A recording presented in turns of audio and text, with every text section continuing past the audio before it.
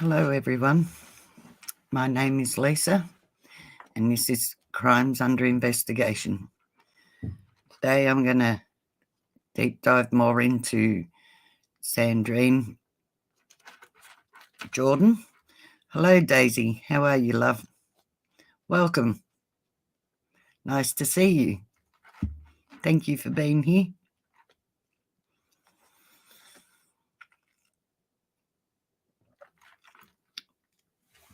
I'll just wait a little bit and see if we can get a few more people in. I'm hoping Joe will come in and see if I can get him up to join me. I'm good, thanks, love. Thank you for asking. Hopefully we'll get a few more in here. At least I don't feel as bad as what I did when I did my first one. I feel better now. I've changed over to StreamYards. It's easier.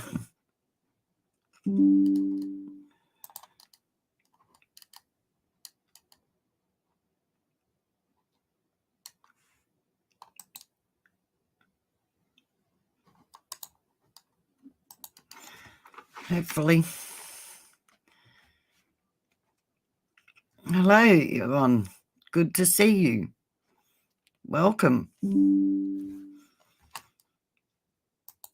Beautiful ladies. Good to see you. So I took a deep dive into this case.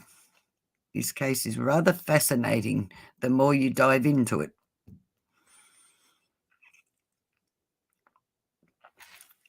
But I don't understand law enforcement not doing their job with this. We'll give it a few more minutes and hopefully we'll get a few more people in here to join us. How have you been, Yvonne?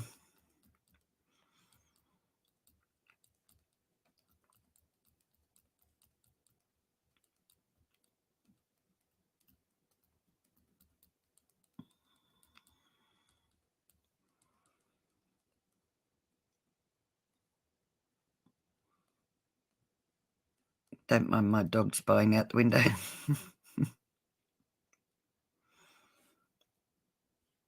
I'm good, thanks, love. Oh, you just woke up? Goodness. It's 4 minutes past 4 a.m. here.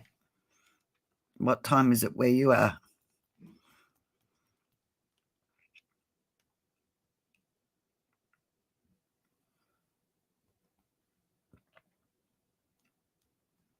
I have Doug's time only on my computer, so I don't know everybody else's time.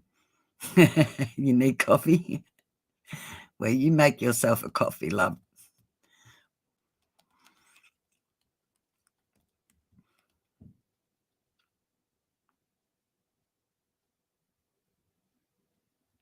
Oh, 10:04. 4 minutes past 12. I didn't realise you guys had such a huge time difference between each other. I was kind of doing it by Doug's time, which is, you are actually on the same time. You're on as what Doug is then. I see.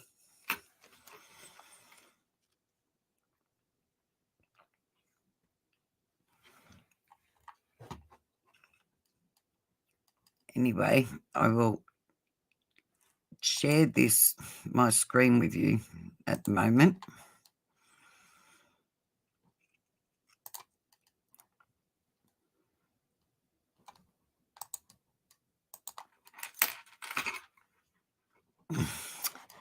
Just to show you the area where this took place. Oh, well, no, don't want that.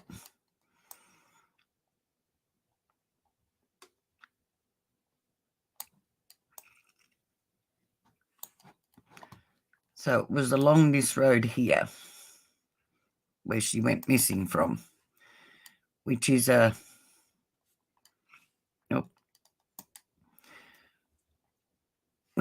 dead end down this end. However, all these homes here are all new too, by the way. They were built not long after she disappeared. And the house that she disappeared from, or the driveway, the house used to be here. It's no longer there. Oh, okay. I did message Joe and heard nothing back from him. I sent him an email. I was hoping that he would turn up here and I'll invite him up, because I think he'd find this case rather fascinating the more you dig into it. Oh, thank you. She's good sometimes. Her name's Abby. She's a good dog sometimes. But yeah, I love her to death. She gets very jealous when my grandchildren are here. So, yeah, this is the property here. Like I said, all these houses here now are all new. They were built probably a year after she disappeared. And all this is new too, all over this side.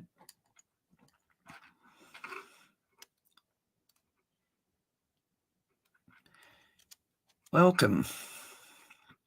Oh, Kat, good morning to you, love. Glad to see you here. So I'll get into it. Sandrine Jourdan went missing on the 13th of July 2012. She was a 37-year-old woman, a mother of 3. Her children at the time were with their father interstate. And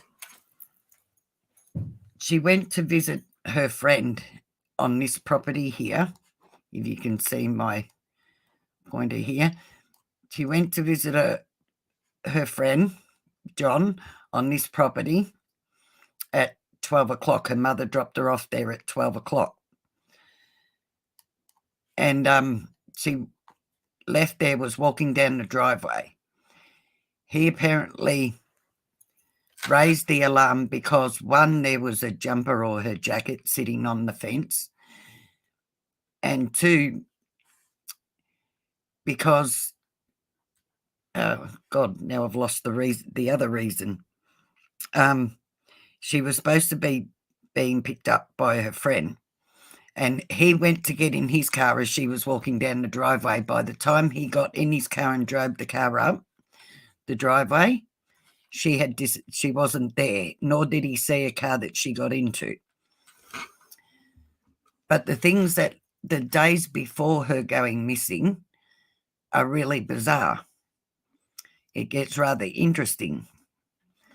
This case I just kept diving in. The more I dived into it, her friend who she was staying with at the time actually has a blog that every year she writes about the case, and she's slowly bringing out more and more stuff. But the police have failed this family something shocking.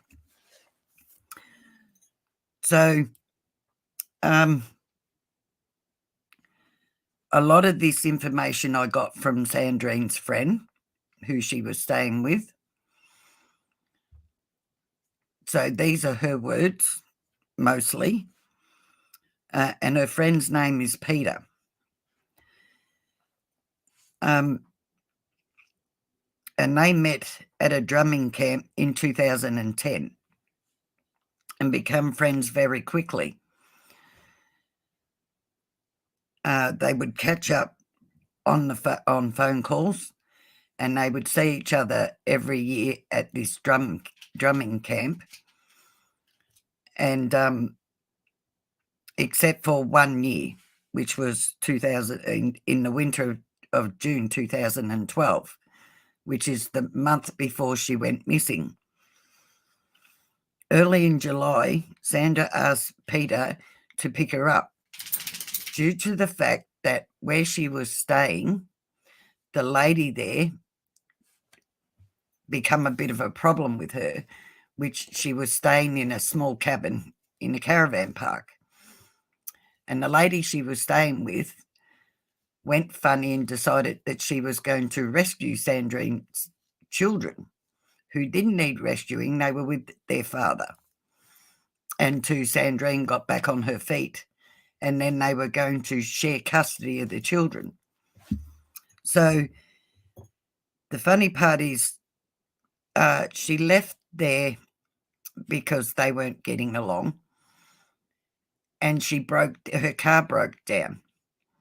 She called Peter to pick her up at a service station in a town called Bly, which is a small town on the Sunshine Coast of Queensland. And Peter went out there to pick her up. Apparently, the radiator was all smashed to bits because the bolt out of the alternator was missing and had gone through her radiator. Sandrine was convinced somebody had sabotaged her car. Not only that, the laptop was missing. Her laptop out of the car was missing. The funny thing was, not long after they had left that lady's place where she was staying, that lady was hit by a car within minutes of them leaving. And the police have mentioned or made no connection with that and Sandrine at all, which I find really, really strange. In the meantime, Sandrine had told Peter had told her sister that she had upset the wrong person and that she wouldn't go out to see her sister at all because she didn't want to put her in danger. Like I said, this case just gets the information that they gave to the police, and it was just dismissed that she committed suicide or committed unaliving herself. That good on me, Lisa. Unaliving herself just blows my mind. It gets me why they would think she would do that, because nothing points to that. So anyway, she had told Peter, I'm just looking at my notes, guys, because there's so much information about this. So she had told Peter that she was in danger and she was scared. She was that scared that she wouldn't use Peter's phone. She was convinced it was tapped. So she would go down and use the local phone boxes. Not the same one all the time. She would swap and change between them if she wanted to make a call to anybody. So, but she never fully explained, from what Peter first said, she never fully explained who she was scared of. And on top of that, Peter thought she was exaggerating. Now, this lady never took drugs, hard drugs, according to Peter and her family. She did suffer from depression, and she did have medication for that. However, she didn't take it due to the fact that the couple of times she did take it, it made her feel worse, and she didn't like the feeling.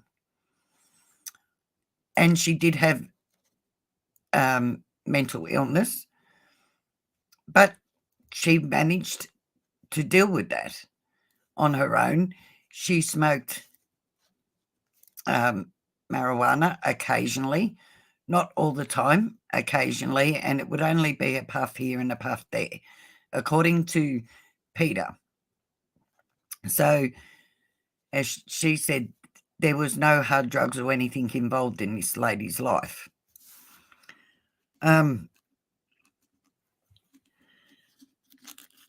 So, and everything kind of points to she had a diary that they found that had events after the date she went missing, that and appointments. She, as I said, was going to have share custody of the children. Just things that she had done and had written out would tell you that she had no thought of doing herself in. Like I said, she said to Peter that people were after her. She thought that she was exaggerating. Sandrine had apologised to Peter several times for bringing trouble into her life, and she didn't know what she meant at the time. But now apparently she wished she did stop and listen to her.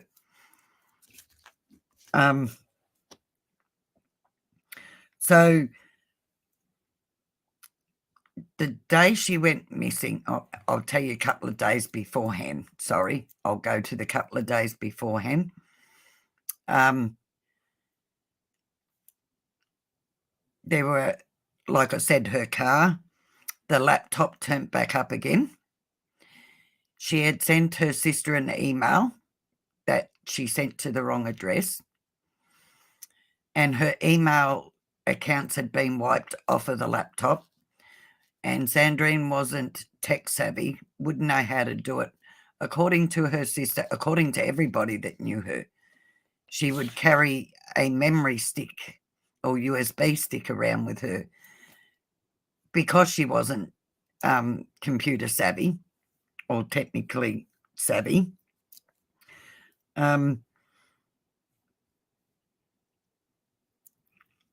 Less than a week before Sandrine went missing,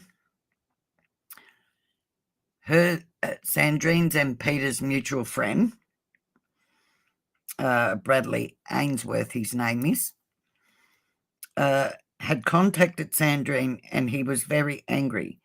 Sandrine had not done anything wrong, and what he was angry about happened months previously, but apparently he felt as though she betrayed him.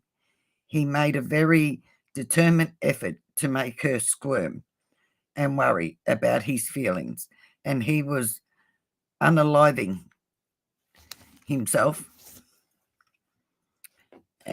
which was his tendencies. He would use that against her.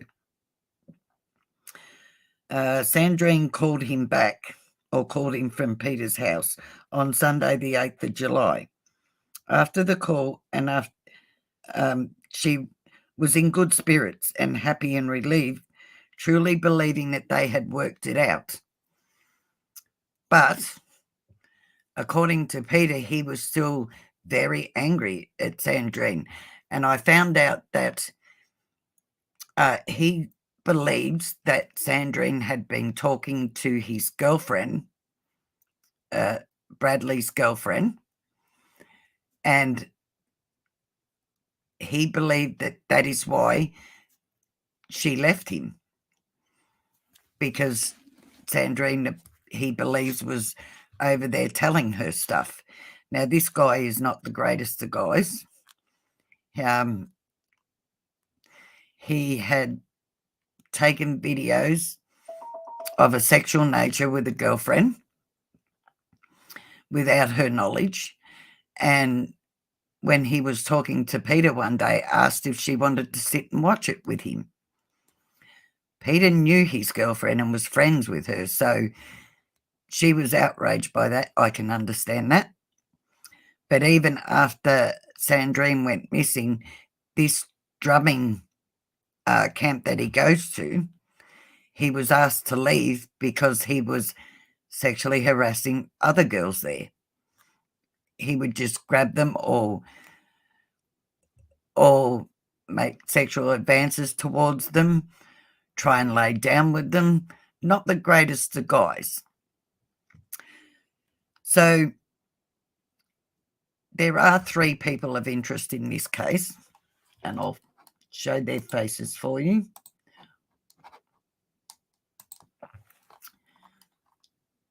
This is Bradley Ainsworth. Looks like a great guy. Oh, that's still him. I just got it. Sorry. This is her ex-partner, Anne Kennard. Sandrine had separated from him in June.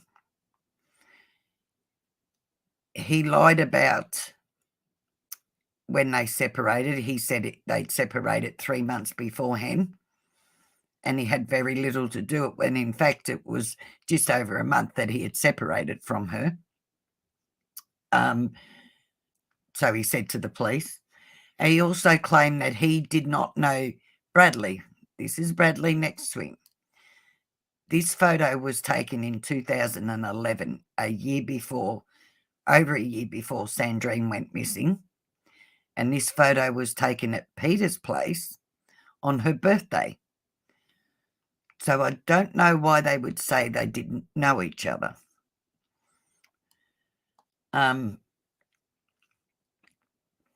So we have her ex-partner and Bradley.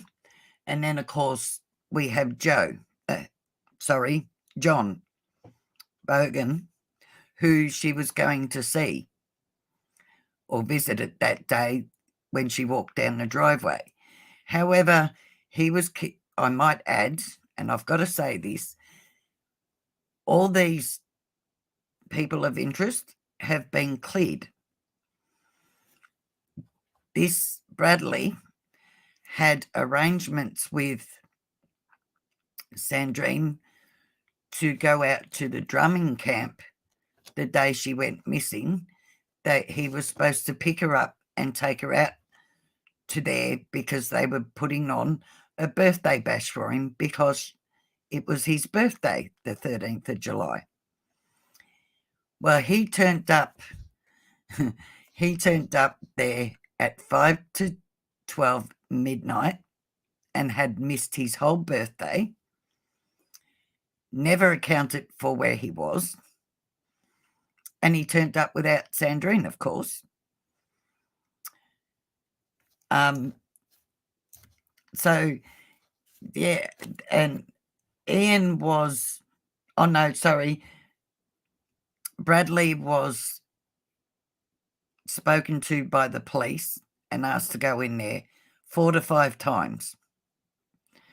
But like I said, they were all cleared. The whole 3 of them were cleared. The funny thing was, the day the mother dropped Sandrine off to John's place, they were visiting a friend prior to that, Sandrine and her mother. Sandrine had got a phone call. She took the call outside. When she came inside, she turned and looked at her mother and started crying and said that a person rang her and said 255 people go missing every year. What makes you so different? And hung up. And funny enough, she went missing that afternoon. So the more you dive into this case, the more twists and turns you get from it. And sadly, when they reported her missing, the police have shrugged it off. She had mental illness. It was no big deal. They went and looked in the bush saying that she had walked off. And as I said, Coroner ruled that it was done by herself. Funny enough, in Australia, and I looked this up too, you have to be missing for 7 years before you're declared dead. When I was reading the articles, the article I read where they said that she was put down as doing it herself by the coroner was when the family had engaged a private detective or hired one, and he arranged a search of the paddock and near the property that John lived in. When they went out there searching, the niece was walking along and looked down and saw this mauvey purple stuff sticking up out of the ground. She bent down and dug it out, and they had gloves on, and it was Sandrine's jumper that she had on that day. When they dug more, the more they dug, the more they found. They ended up finding carpet. They called the police out. The police hoisted them off the property. When they unrolled this carpet, rolled up in the carpet were the pants Sandrine had on, bras, and a Hessian bag, which Sandrine always had on her and had on her that day, that had never been found, and a shell. And her daughter said, I had the other half to that shell, and gave it to the police. They took the evidence, said they were going to have it DNA tested, etc., etc. And when the family asked them about what come of the DNA tests and everything, they said nothing. There was no DNA on there to find, and everything was inconclusive. So, and that's how they said it to the family. It seems like every time this family tried to engage the police, they've either lost evidence or like notes and that of hers that apparently they say she's written. They can't get fingerprints off. They can't get DNA off. It's inconclusive whether it's her handwriting and whatnot. I doubt whether half this stuff is even being tested by the sounds of it. I think they've just shrugged it off that because she had mental illness and suffered from depression, they've just shrugged it off, put it in the too hard basket, sadly. But going through this case, I strongly believe, like a friend, when you start getting into what this guy is really like, Bradley, I'm starting to believe he actually did do it or know something about it. No, they're not passionate about their jobs at all, sadly. I know when they were trying to get her name in the paper, they had rung up paper after paper after paper here and television stations and got knocked back time after time again. And one of the newspaper reporters actually turned around and said to them, what makes her so special? And then hung up. I know what my comeback would have been to that. However, this same paper, 2 weeks later, had run a story about a dog being reunited with its owner in America, not even in this country. And don't get me wrong, beautiful story, the dog met up with its owner, but I believe a missing person would be more important than that. So they got knocked back every way they turned. And they're still being knocked back by the police. They're pushing for a coroner's inquest here. And they can't seem to get any answers from that. The police won't communicate with them. And when they do, they're very abrupt with them. They are so rude to them.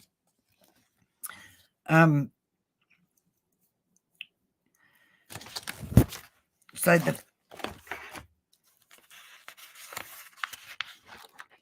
like I said, the more you dive into this case, the sadder it gets. And the more you go, if they're looking at the same evidence I'm looking at, how are they saying, one, she did it herself? How are they not making the connections that a person with common sense can make? I don't believe this lady was paranoid when she said somebody was after her and that she had upset the wrong person. I believe what she was saying was true. No, Daisy, I don't believe they want to deal with it either. But one of them persons of interest did have a friend in the police station, I might add.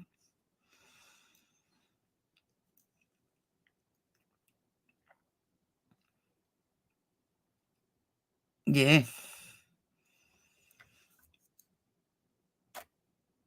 No, they never did find out who called her and said that about missing people.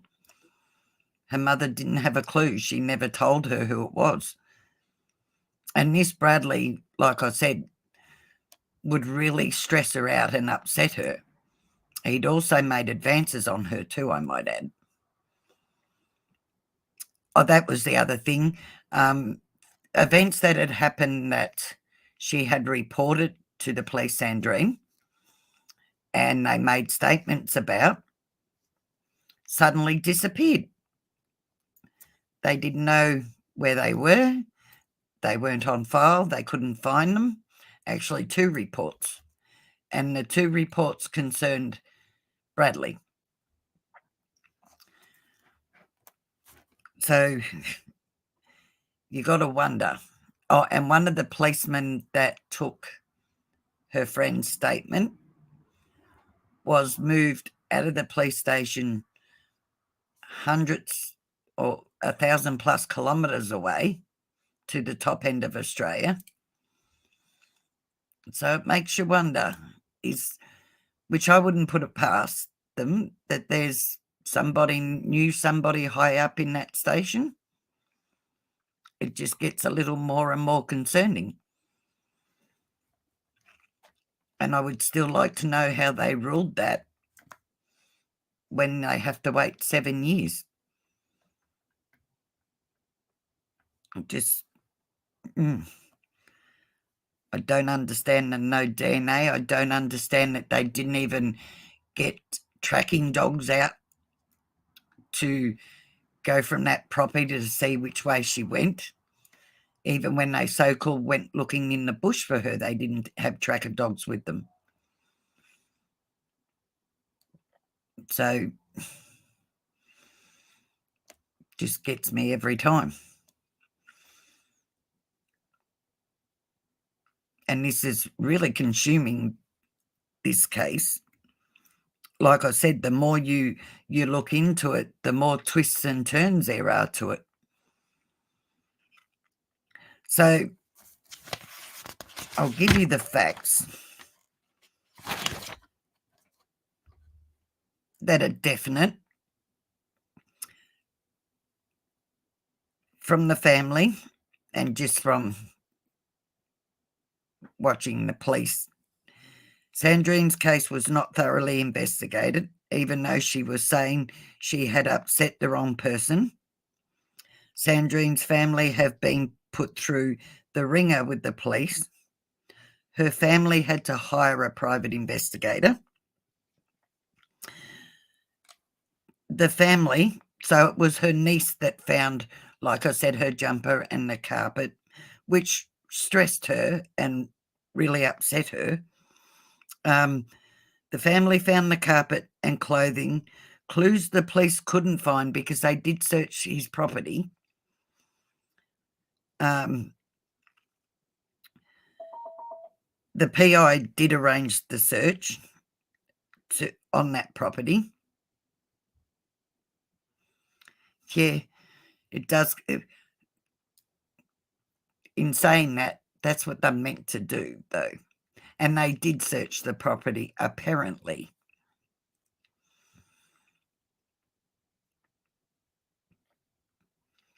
Well, our police are actually government paid here. It's all done by the government here. So there's no excuse for it. None. I wish they were funded, because maybe if we could defund them here, they might actually do their jobs.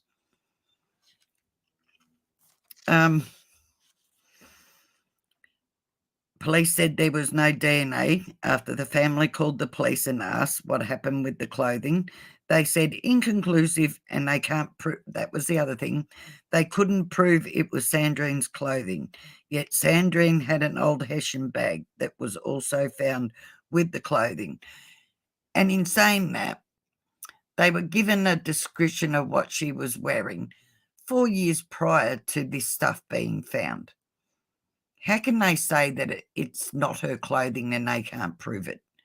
That's what gets me. The jumper that she had on, she brought from a second-hand shop.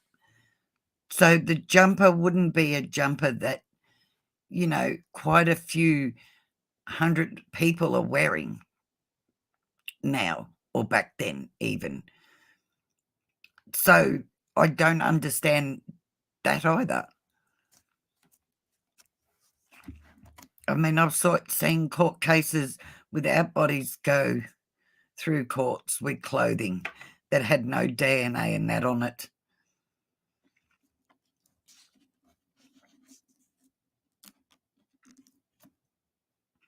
On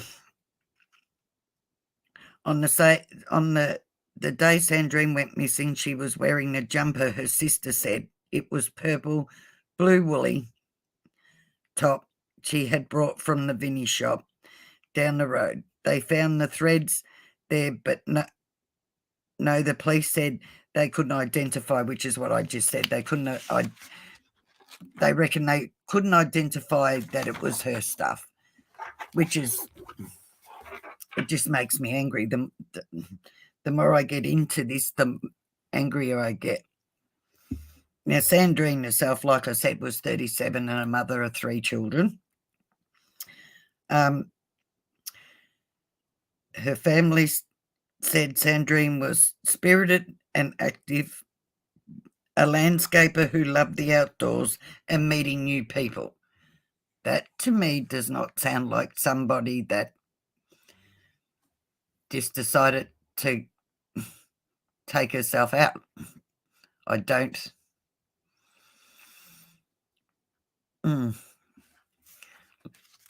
But there is, like I said, her friend does have a blog, which is this one, which makes for interesting reading. She puts this out every year, and this is from everything she remembers. And like I said, she does talk more and more about it as she goes along. And I think initially she was frightened too after reading it. She would only call them persons of interest, or POIs, and never said who they were. But as she went along, she started to come out with who they are, and then open right up about this Daniel and everything he had done and his behaviour. But it does, if you want to read it yourself, please do. Because I think you would be mind-boggled as much as I am.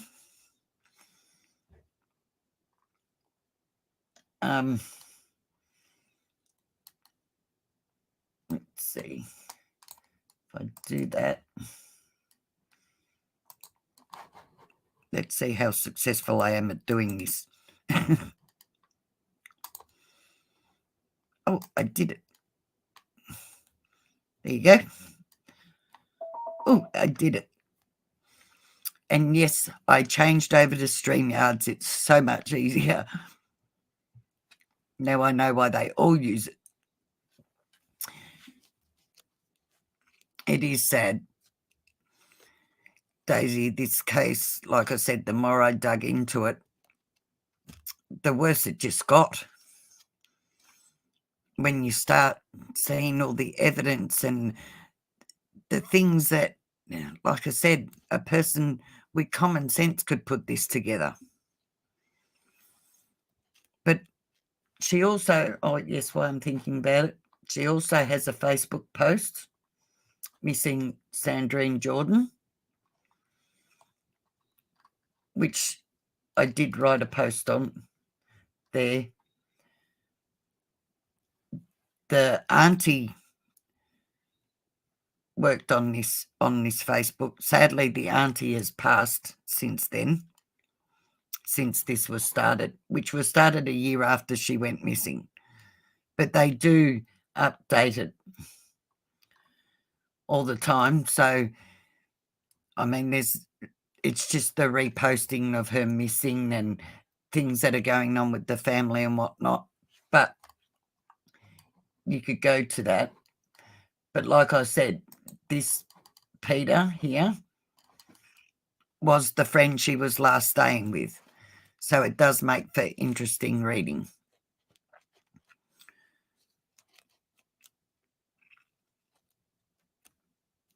Oh, that's good, Daisy.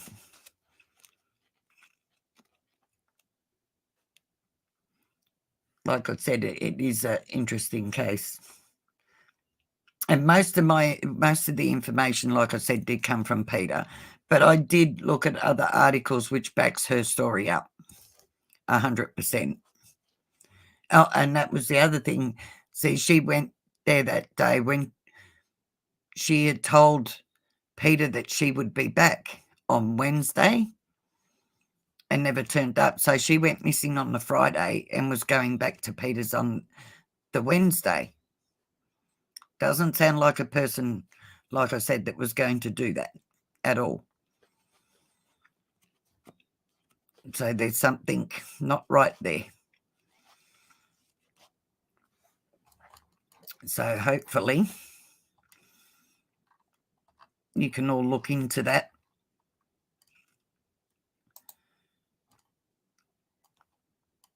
further. And if you'd like me to dive more into it, I can do that.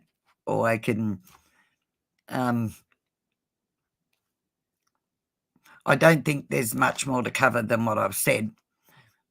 However, like I said, reading what Peter says is rather interesting. It just gives you more details about Daniel and Ian. Like I said, Ian was her ex-partner. John, the family don't even believe John had anything to do with it, which was the guy that she went out to visit. So, but enjoy getting into it.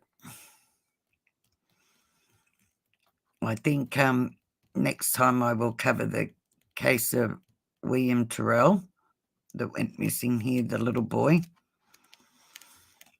Sadly, yes, another child that has never been found either. Another case that the police bungled badly, sadly.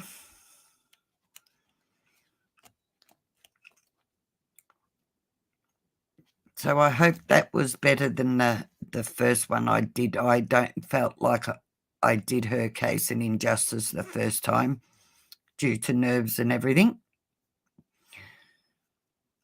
And getting myself confused. So I'm glad I've done this. You don't know William Terrell, Daisy? Oh, interesting case, that one. Went missing from foster parents. There's another one. DHS fail again. Foster parents had him and his sister. He went missing and they accused a known pedophile, and it come out years later, his sister come out years later and had the foster mother charged for abuse. So then they went through all this process of going back to the house and everything. Rather interesting case. Thank you, Kat. I feel better now. I'm a lot more relaxed now. Now I know what I'm doing, and like I said, StreamYards makes it so much easier. And I do apologise for the first live.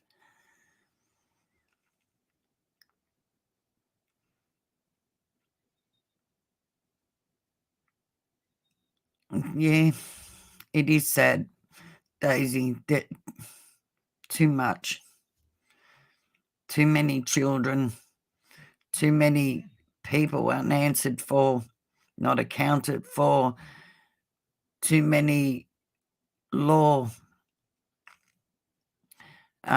policemen failing their jobs, detectives failing their job.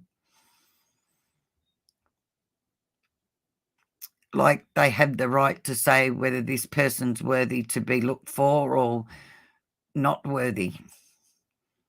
And that's what it comes across like. Or if you have a drug problem, or if you have a mental illness, if you have depression, then you know what? We don't have to do a lot of work for you. Yet too many forgotten. Yeah, all lives matter. 100%. Doesn't matter what colour, what race, what's wrong with them, what kind of job they did, what problems they have. Nobody deserves to have their life taken from them. Nobody. Regardless.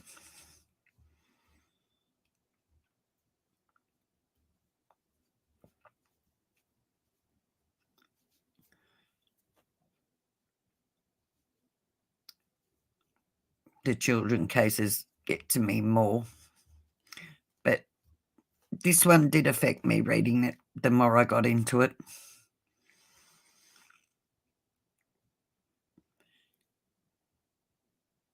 Benba, and I'm not even going to try and pronounce that. Hello. Thank you for being here. Thank you, Yvonne, for that. Anor. Is that how it's said?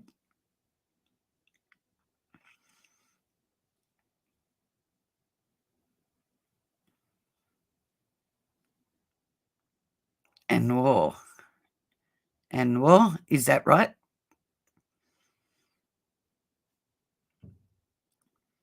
I do apologise.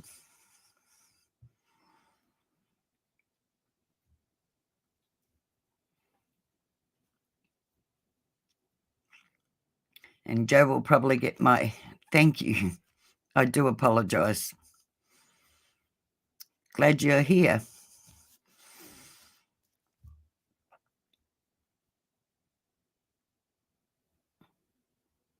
Yeah, I have a hard time with animals too. However, in saying that, I have had to put down a horse in the past, myself, and a dog. Due to where we were up in the high country, and the horse was suffering, and I wasn't going to stand there and watch it suffer itself to death. So I did what I had to do that nobody else would.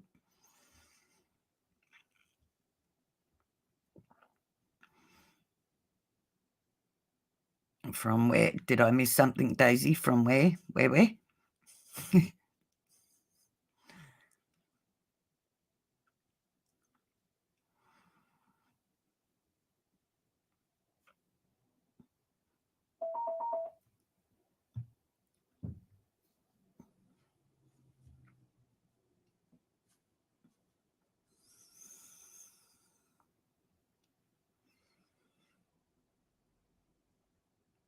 Oh, yes. Yeah, I can't handle that either. Makes me very angry. However, over there, you can be charged for animal abuse over there, right? And go to jail for it. Oh, sorry, Daisy. Doing good. Because here in Australia, you don't get charged, or you won't be put in jail or anything for it. Oh, well, I'm glad and all. And war. I'm glad you're here. I hope you enjoy it being here. I have such beautiful people here. Very helpful. Yeah, they're only fined here. If that, most of the time nothing happens to them. They'll take the animal and just let them go for them to go and abuse another animal.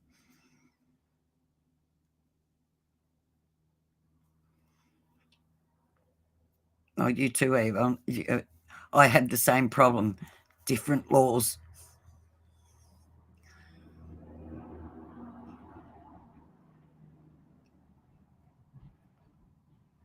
Yeah, you can call the RSPCA on somebody here for abusing their animal, like I said, but they are very rarely charged with animal abuse, and even if they are, they go to court and get a slap on the wrist.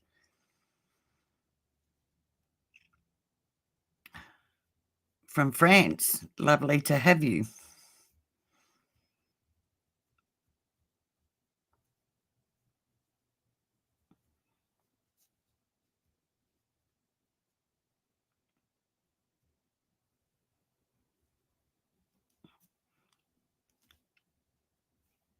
You guys have better sentencing over there than what we have here, though. In America, you have harsher sentencing. I would love to see the same sort of sentencing come here.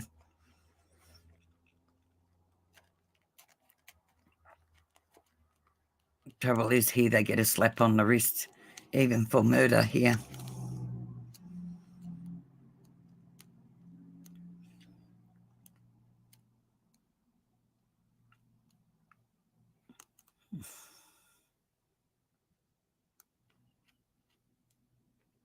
Oh, really, Kat?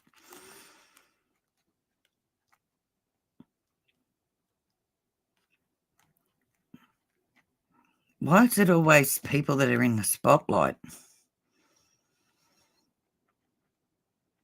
Or people that have money that are abusive to animals? I don't understand it. You don't know the case, Sandrine. You come at the end of it, love. It's a rather fascinating case. This website here that I've got, or this blog site here, up on the screen, will explain it all to you, unless you want to go back and rewatch this.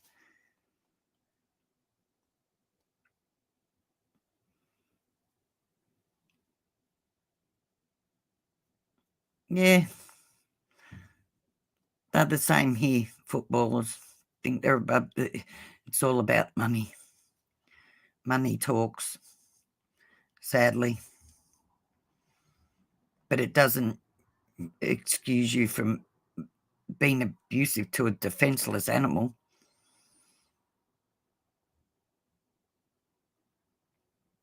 Which I don't understand when they have money. Thank you, Honora. I'm glad to have you here. I don't understand if you have money like that, you're not looking after your animals,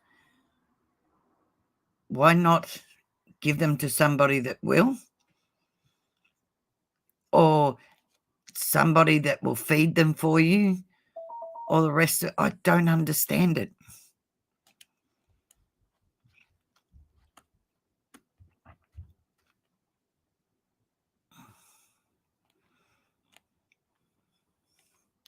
Thank you so much for being here and more for subscribing.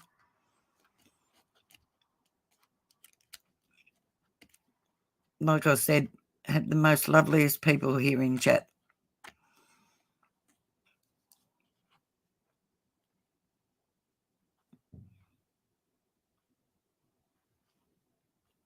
Yeah, they are appalling. Do you remember what the animals were? Not that it makes any difference. Doesn't make any difference.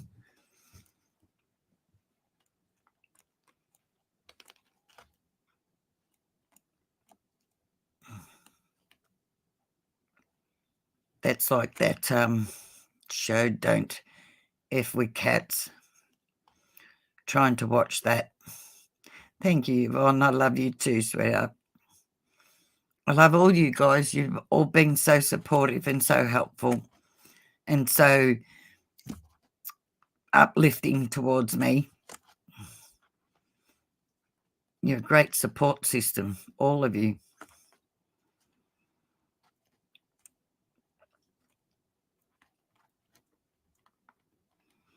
Yeah, I could not watch that video at certain places. I'd had my head turned and whatnot. But it was good how they tracked him down, though. I'll give him that. You tried too, Daisy. Hello, Kelly. Thank you, love. Oh, fighting pit bulls. Unbelievable. Sad, sad man. It's a pity one of them didn't bite him.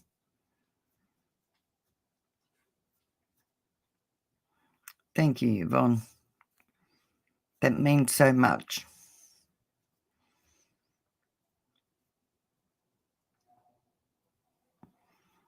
You watched Don't F with Cats 3 times?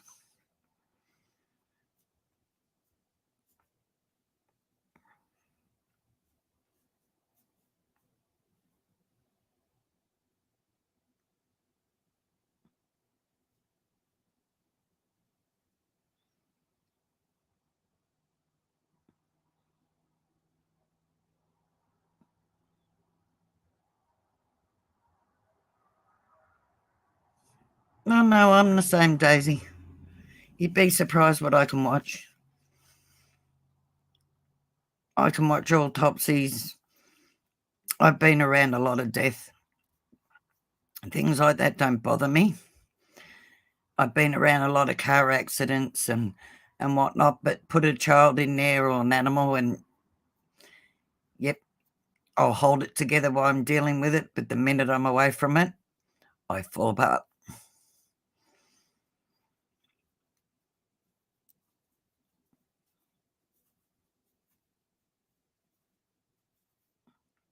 Oh, okay, Kelly.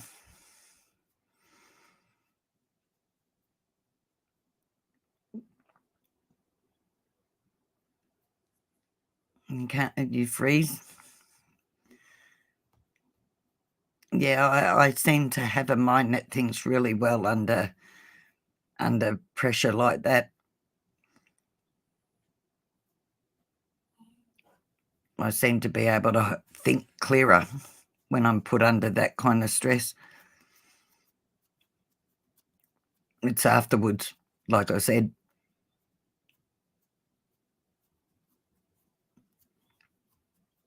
If you're talking about that Don't F with Cats, Kelly, yeah, that was great how they solved that.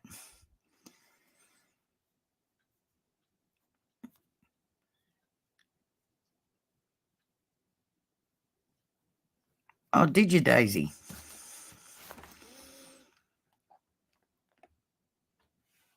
It is strange how the mind works.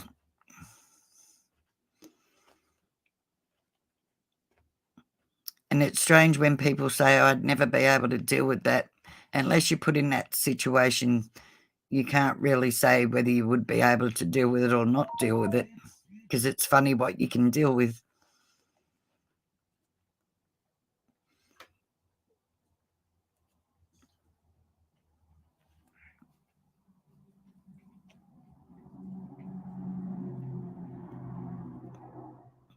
Wouldn't have been the nicest of jobs, Daisy.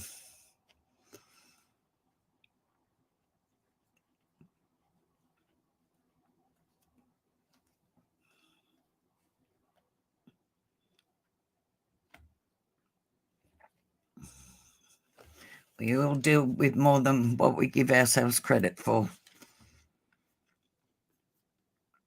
We're all stronger than what we all think we are.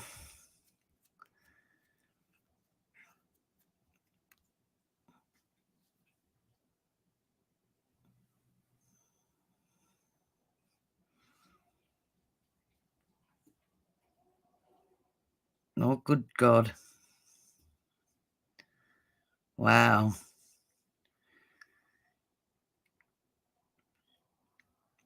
Yep, you've seen everything, Daisy.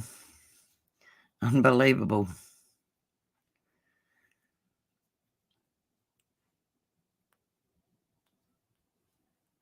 Yep, Cat, we are. I believe that.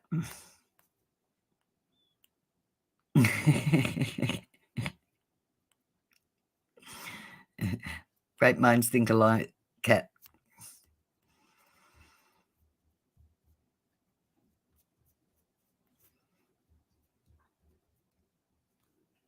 His poor mum. I don't understand. That's another thing I don't understand, how a child murders their parent.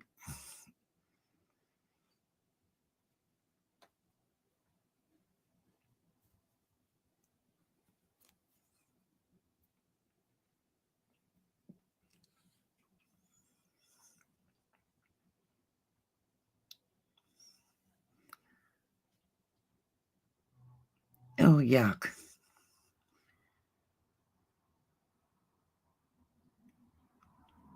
Oh, yeah, I could just imagine that, Daisy. Wow.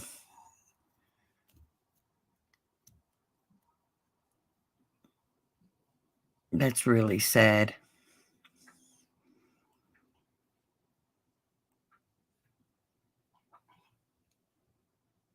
Wow.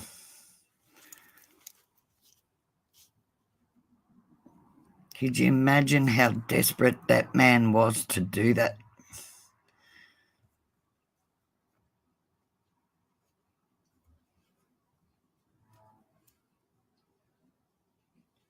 Yeah, I'm with you on that, Cat.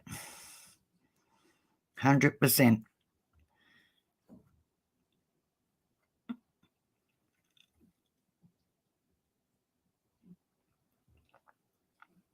Yeah, that poor guy.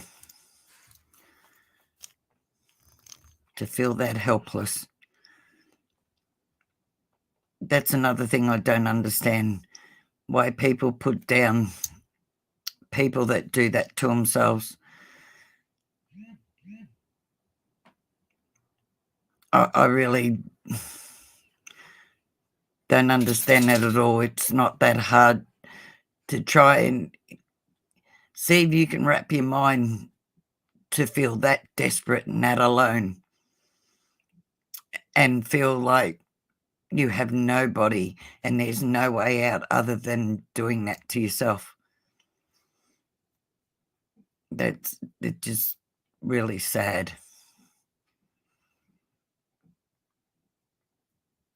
Yes, Daisy, I agree with Yvonne. Thank you so much for all your work for there for 10 years.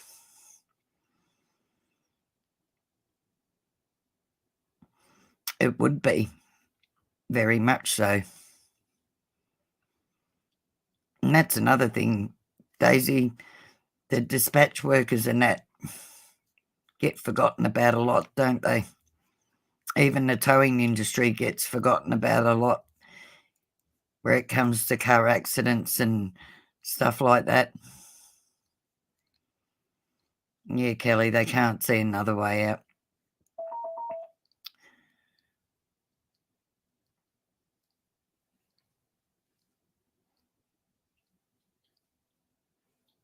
No, I bet you can feel that. I do understand that because I work on cars and I quite often will go to the wreckers to get parts. And yes, they're a smashed car, and I can feel what they would have felt.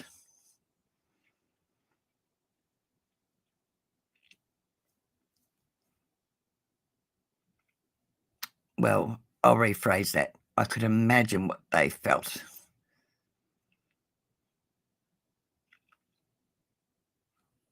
Yep, they sure do.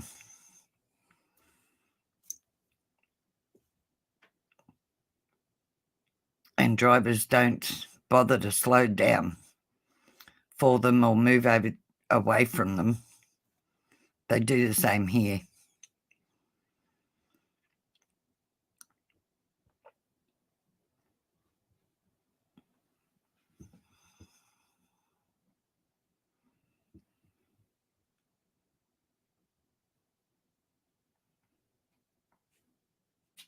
Sad to think you can go to work and not come home, isn't it?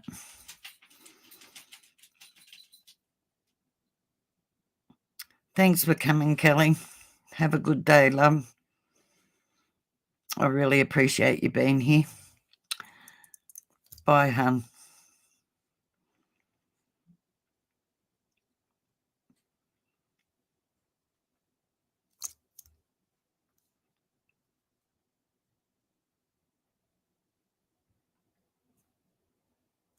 Yeah, the industry people don't think much about. Has been affected by accidents and that.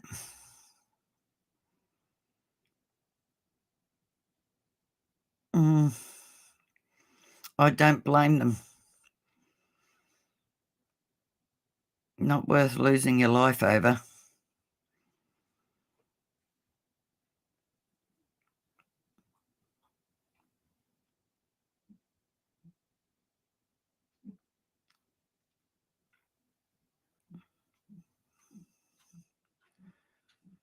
Well, guys, I will love you and leave you all. Thank you all so much for being here. I love you all, and I appreciate every one of you being here, and I appreciate having the chat with you all. It's nice to get to know you all. You're the most incredible, loving people. And as I said to my children, I've met the most amazing people on here. And I thank you all once again for your support, your love, and your acceptance. So you all have a great day. Take care of yourselves. And I'll probably catch you on somebody's channel today. I have no doubt about that. But once again, thank you all. And please take care and hug your loved ones a little longer and a little tighter. Thanks, guys. I do appreciate you all. And it has been great. I have enjoyed this one. So until later on today, I will catch you later. Bye.